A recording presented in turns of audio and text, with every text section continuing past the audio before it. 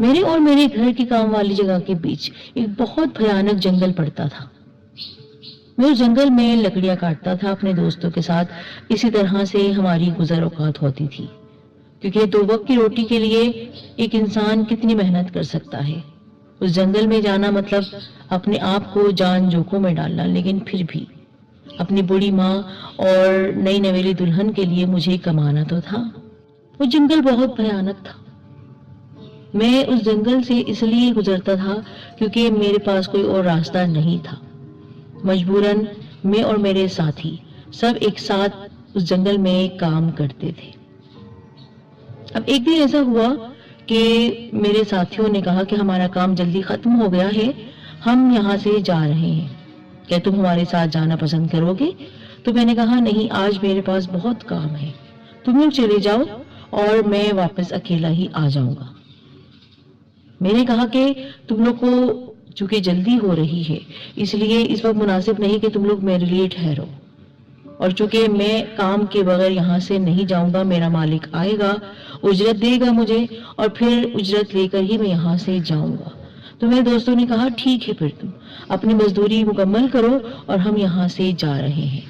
میرے ساتھی وہاں سے جا چکے تھے۔ جب میرا مالک آیا اس نے کہا کہ تمہارے باقی ساتھی کہاں ہیں اور اتنی شام ہو گئی ہے، تم اب تک کیا میرا انتظار کر رہے ہو؟ تو میں نے کہا ہاں صاحب، آج مجھے کچھ پیسوں کی ضرورت تھی، اس لیے آپ سے پیسے لے کر جانا چاہتا تھا۔ تو انہوں نے کہا کہ تمہارے ساتھی ایسے کیسے تمہیں یہاں پر اکیلا اس بھیانک خطرناک جنگل میں چھوڑ کر چلے گئے؟ تو میں نے کہا کہ ان کو جانا تھا اس لیے وہ چلے گئے۔ تو میرے مالک نے کہا تم نہیں جانتے ہو اس جنگل کے بارے میں کتنی خوفناک باتیں مشہور ہیں، اور تم یہاں پر آدھی رات کے وقت گزرنا چاہتے ہو، کام کرنا چاہتے ہو؟ تو میں نے کہا یہ سب جھوٹی باتیں ہیں صاحب، اور بھوت وہ کیا ہم غریبوں کا بگاڑیں گے؟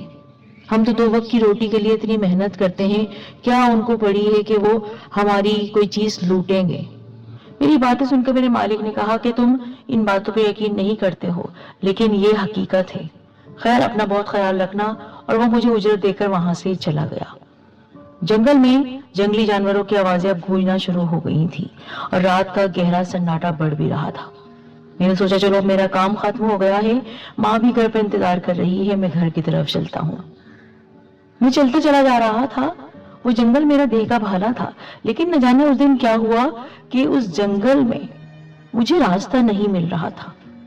جہاں سے میں چلنا شروع ہوتا وہیں آ کر پھر سے میں کھڑا ہو جاتا۔ ایسا لگ رہا تھا کہ میں گول گول گھوم رہا ہوں اس جنگل میں۔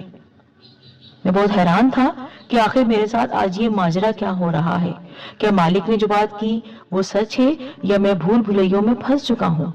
میں سمجھ گیا تھا کہ راستہ بھٹک چکا ہوں اور ممکن نہیں ہے اس وقت میرے لیے راستہ ڈھونڈنا، ورنہ جو مجھے معلوم ہے راستہ وہ بھی میں بھول ہی جاؤں گا۔ صبح کی روشنی میں مناسب تھا کہ میں اپنے گھر کی راہ دیکھتا، تبھی مجھے اچانک ایک آواز آئی، کسی بکری کے بچے کے منمنانے کی۔ میں نے کہا اس وقت رات کے اندھیرے میں ایک بکری کا بچہ منمنا رہا ہے؟ میں اسی آواز سے ہی اندازہ لگا رہا تھا، کیونکہ اس اندھیرے میں ہاتھ کو ہاتھ سجائی نہیں دے رہا تھا، لیکن چونکہ میرے دل میں محبت تھی ایک بکری کے بچے کی کہ کسی ماں سے اس کے بچے کو تو ملا دوں میں، تو میں اس کو ڈھونڈتا رہا، تلاش کرتا رہا، تو ایک کونے میں مجھے وہ دبکا ہوا نظر آ گیا۔ میں نے اس کو اپنے کندھوں پر اٹھا دیا، کندھ پر بٹھا لیا اور اس کو پیار کرتے ہوئے وہاں سے چلنے لگا۔ چلو میری وجہ سے کسی کا بھلا تو ہو جائے گا۔ اب مجھے ایسا لگ رہا تھا کہ راستہ سمٹتا جا رہا ہے، وہی راستہ جس کو میں بھٹک رہا تھا، وہ راستہ میرے لیے آسان ہو رہا ہے۔ میں بہت خوش ہوا کہ شاید نیکی کا صلہ مجھے مل رہا ہے۔ میں اپنی دھن میں بکری کے بچے کو اٹھائے ہوئے اور ایک ہاتھ میں لکڑی کا پورا گٹھر اٹھائے ہوئے چلا جا رہا تھا کہ میرے دل میں خیال آیا، دیکھوں تو یہ بکری کا بچہ ہے کیسا۔ دل میں خیال آنے کی دیر تھی کہ میں نے پیچھے پلٹ کر جب بکری کے بچے کی طرف دیکھا تو وہ عجیب سی ہنسی ہنس رہا تھا۔ ایسا نہیں لگ رہا تھا کہ وہ کسی جانور کا بچہ ہے، بلکہ اس کے دانت نکلے ہوئے تھے اور دانت کافی بڑے بڑے تھے۔ وہ مجھے دیکھ کر کھسیانی ہنسی ہنس رہا تھا۔ اس کی ہنسی میں بھی ایسی ڈراؤنی کھنک تھی کہ میں آج تک وہ آواز نہیں بھول پاتا ہوں۔ میں گھبرا گیا، لیکن چونکہ دل سے بہادر تھا تو میں نے اس کو اٹھا کر پھینکا نہیں۔ میں صرف اس کی ہنسی دیکھ رہا تھا اور پھر اچانک اس کی ٹانگیں لمبی ہوتی چلی گئی. اب میں اس کو چھڑوانا چاہ رہا تھا، وہ چھوڑ نہیں پا رہا تھا مجھے. میں کبھی اس کی آنکھوں میں دیکھتا اس کی لال انگارہ آنکھیں اور اس کی لمبی ٹانگیں، کبھی اس کی ٹانگوں کی طرف دیکھتا. میں اس کو اپنے آپ سے الگ کرنا چاہ رہا تھا لیکن وہ مجھ سے الگ نہیں ہو رہا تھا. بالآخر میں نے ایک جھٹکے سے اس کو خود سے الگ کیا اور ہمت دکھائی وہاں سے بھاگتا ہوا جنگل پار کر گیا. جیسے تیسے گرتا پڑتا اپنے گھر پہنچا. وہاں پر میری بیوی تھی. اس نے مجھ سے کہا کہ کافی دیر ہو گئی ہے آج آپ کو، اور اتنی رات دیر تک آپ کبھی کام تو نہیں کرتے ہیں، آج کوئی مسئلہ ہوا ہے؟ تو میں نے کہا نہیں، پسینے چھوٹ رہے تھے. میں اس کو کیا بتاتا کہ میرے ساتھ اس وقت کیا ہوا تھا. میں جو بہادری کا نمونہ دکھا رہا تھا کہ نہیں، میں کسی بھوت یا جنات سے نہیں ڈرتا ہوں. وہاں پر تو ایک بکری کا بچہ، اس کی وہ خوفناک آنکھیں، اس کی ہنسی اور اس کی وہ لمبی لمبی ٹانگیں جو زمین تک پہنچ رہی تھی، مجھے رات بھر ڈراتی رہی. میں ڈرتا رہا، خوف سے کانپتا رہا. بیوی کو تو جیسے تیسے میں نے ٹال ہی دیا، لیکن وہ رات میری آنکھیں بند ہوتی تو وہی بکری کا بچہ میرے سامنے کھڑا ہو جاتا آ کر، اور ویسے ہی ہنس رہا ہوتا. اس کی آنکھیں، اس کے دانت، اس کی ٹانگیں.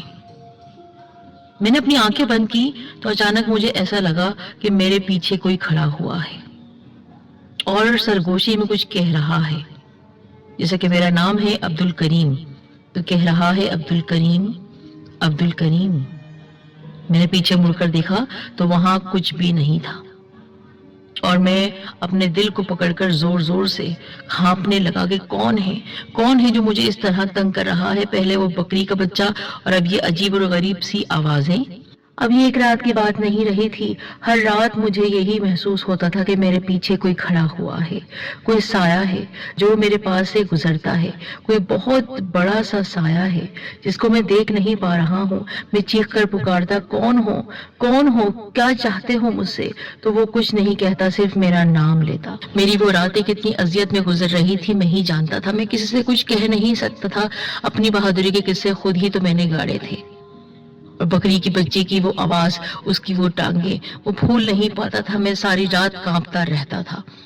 پھر ایک دن میں نے سوچا کیوں نہ آج میں نہیں سو پا رہا ہوں تو نماز فجر ہی ادا کر لوں. نماز فجر ادا کرنے کے لیے میں وضو کرنے لگا تو مجھے اپنے پاس ایک صندوق نظر آیا. چھوٹا سا وہ صندوق تھا. مجھے بہت حیرت ہوئی کہ میری بیوی یا میری ماں نے یہاں پر یہ صندوق رکھا ہے. نہیں، وہ کیسے رکھ سکتی ہیں؟ لیکن یہ تو بہت قیمتی لگ رہا ہے.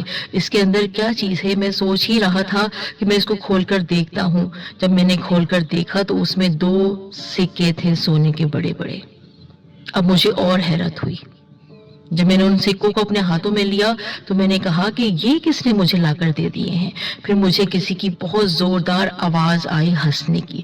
زور زور سے کہہ لگا کر کوئی ہنس رہا تھا اور کہہ رہا تھا، یہ تمہارا ہے، یہ تمہارا ہے، اسے تم لے لو. اور پھر اچانک وہ آوازیں بند ہو گئیں.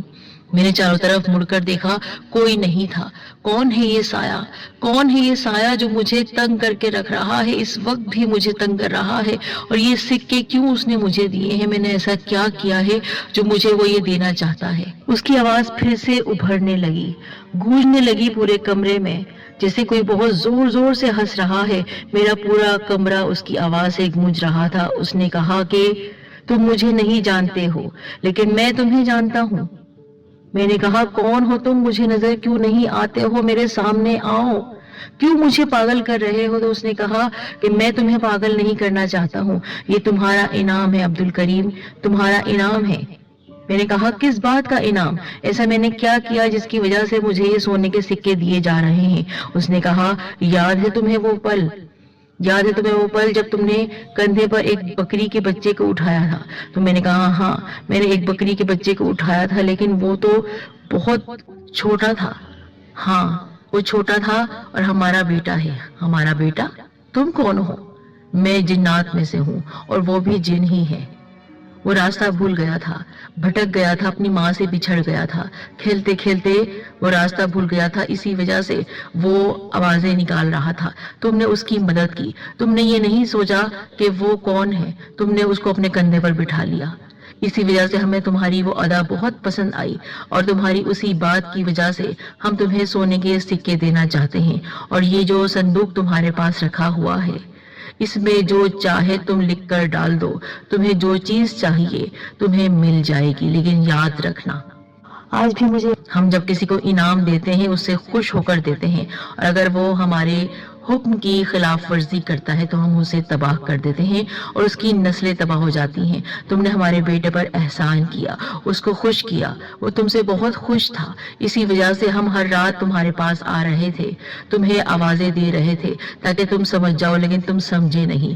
اب خیر ٹھیک ہے، اب تم یہ سونے کے سکے لو اور جو دل چاہے تم کر سکتے ہو، لیکن یاد رکھنا ہم نے تم سے جو کہا ہے کہ زیادہ ہوس مت رکھنا، ضرورت سے زیادہ نہیں مانگنا، اتنا ہی مانگنا جتنی تمہیں ضرورت ہے، اور ہاں یہ راز کسی کو نہیں بتانا، یہ راز صرف تمہارے اور ہمارے درمیان ہے۔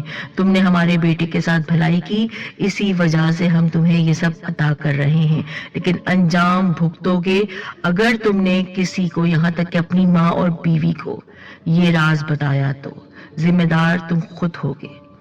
اس کے بعد مجھے وہ دہشت زدہ آوازیں آنا بند ہو گئیں۔ مجھے ایسا لگ رہا تھا میں نے کوئی خواب دیکھا ہے اور خواب کی کسی کیفیت میں کسی نے مجھ سے باتیں کی ہیں۔ میں بھول بھی جاتا اس صندوقچی کو اور ان 2 سکوں کو، لیکن اچانک ایک دن میری بوڑھی ماں کی طبیعت خراب ہو گئی۔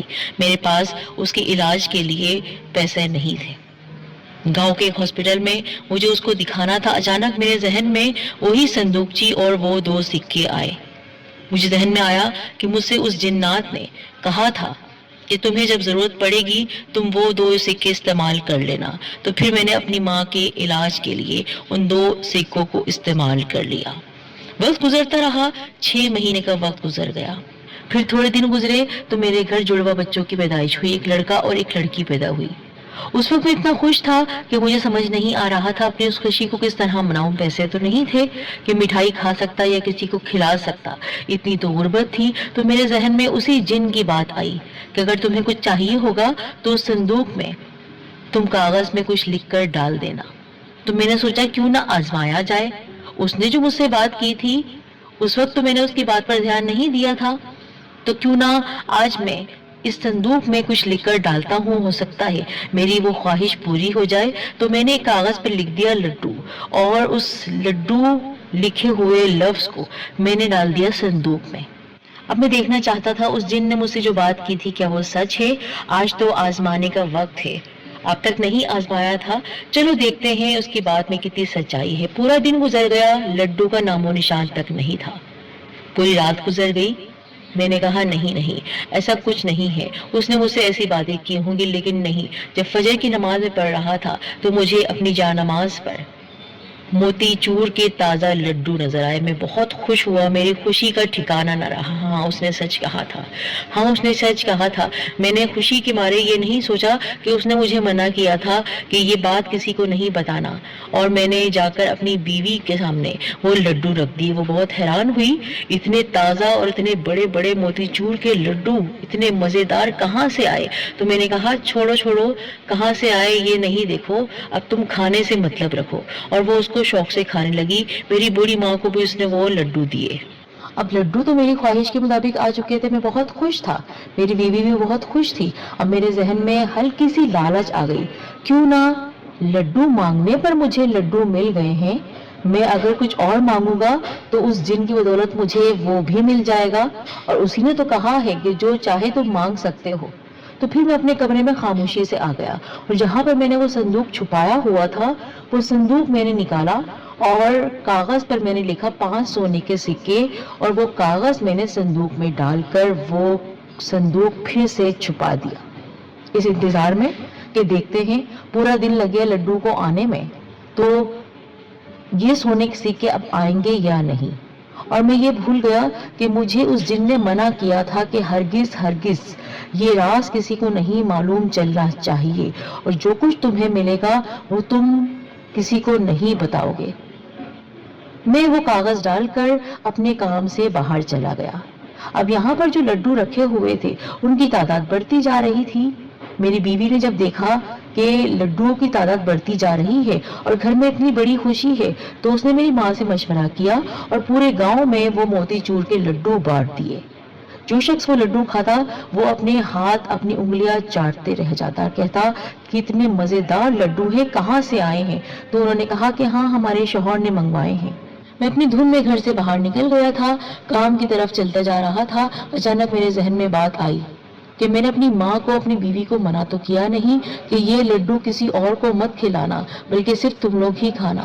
اب میں کیا کروں کیا کروں؟ میں الٹے قدموں اپنے گھر واپس آنا چاہتا تھا کہ راستے میں رات ہو گئی، اور اس سے پہلے کہ میں گھر پہنچتا مجھے وہ ایک خوفناک دہشت زدہ آواز آئی جو چنگاڑ رہی تھی، جو چیخ رہی تھی۔ اس نے کہا، تم نے کیسے بڑی غلطی کر دی، کیسے بڑی غلطی کر دی؟ تم نے لڈو مانگے تھے، لڈو تمہارے لیے تھے، تمہاری بیوی اور تمہاری ماں نے پورے گاؤں میں وہ لڈو بانٹ دیے۔ ہاں، مجھ سے غلطی ہو گئی، ہاں میں ان کو منع نہیں کر سکا، لیکن اب کیا کروں؟ اب میں نے تو نہیں کیا نا، یہ انہوں نے کیا ہے، یہ ان سے غلطی ہوئی ہے۔ ہاں لیکن ذمہ دار تو تم تھے، تم سے کہا تھا کہ سب کچھ تمہیں دیا جا رہا ہے، تمہیں دیا جا رہا ہے، گاؤں والوں کے لیے نہیں تھا۔ تم نے بہت بڑی غلطی کر دی ہے، اور تم گھر کیا پہنچو گے؟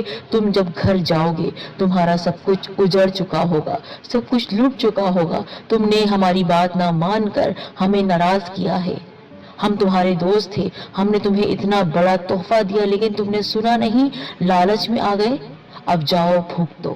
میں اس کی آنکھوں میں دیکھ رہا تھا، میں نے اسے کہا، کیا کرو گے تم میرے ساتھ؟ اس نے کہا، کچھ نہیں، اب بس تیری جو اولاد ہے وہ ہم لے کر جائیں گے، تو نے بہت برا کیا، تو نے ہماری بات نہ مان کر بہت برا کیا، اور اب تیرے بیٹے کو ہم اپنے ساتھ لے جائیں گے۔ میں منع کرتا رہا، نہیں نہیں نہیں، ایسا ظلم نہ کرو۔ اس نے کہا، نہیں، اب کچھ نہیں ہو سکتا ہے۔ میں بھاگم دوڑ اپنے گھر پہنچا تو وہاں پر میں نے دیکھا میری ماں اور میری بیوی رو رہی تھی، چلا رہی تھی، بول رہی تھی، ابھی کچھ دیر پہلے یہاں بچہ کھیل رہا تھا لیکن اب وہ یہاں نہیں ہے، وہ غائب ہو چکا ہے۔ میں بہت پریشان تھا، مجھے پتا تھا کہ اب اس کی بات سچ ہو چکی ہے۔ گاؤں والوں میں جو لڈو بانٹے گئے تھے وہ تمام لڈو بھی غائب ہو چکے تھے، تباہی آنا شروع ہو گئی تھی۔ اب میرے ذہن میں فوراً خیال آیا کہ دیکھتا ہوں میں نے صندوقچی میں جو لکھ کر ڈالا تھا سونے کے سکے 5، کیا وہ موجود ہیں یا نہیں؟ جب میں پہنچا اور چپکے سے میں نے جب صندوق کو کھولا تو وہاں پر سونے کے سکے نہیں تھے، بلکہ 5 بڑے بڑے کالے رنگ کے سیاہ بچھو تھے۔ میں ڈر گیا، خوفزدہ ہو گیا، اور جلدی سے اس کو میں نے بند کر دیا اور زمین میں دفن کر دیا۔ میں بہت پریشان تھا، میرا بیٹا غائب ہو چکا تھا، میرا بیٹا مر چکا تھا، مجھے پتا تھا وہ میرے بیٹے کو لے گیا ہے، اس نے مجھے سزا دی تھی، میں نے اس کی بات نہیں مانی تھی۔ میری دنیا اجڑ چکی ہے، میرے گھر کوئی اولاد اب زندہ نہیں بچتی ہے، جو اولاد ہوتی ہے وہ جن اس کو لے جاتا ہے۔ آپ سب سے ایک بات کہنا چاہتا ہوں، اگر کوئی جن آپ پر مہربانی کرتا ہے تو اس کی بات کو ضرور مانیے گا۔ میرے دل میں لالچ آئی، میرے دل میں اس کی بات کا خیال نہیں آیا کہ ضرورت سے زیادہ نہیں مانگنا اور چادر سے زیادہ پاؤں نہیں پھیلانا، اور اس بات کا ڈھنڈورا کسی سے پیٹنا نہیں۔ میں نے اس راز کو راز نہیں رہنے دیا۔ آج میں بھگت رہا ہوں، میرے پاس میری کوئی اولاد نہیں بچتی ہے، میں تباہ ہو چکا ہوں، برباد ہو چکا ہوں۔ ہم جب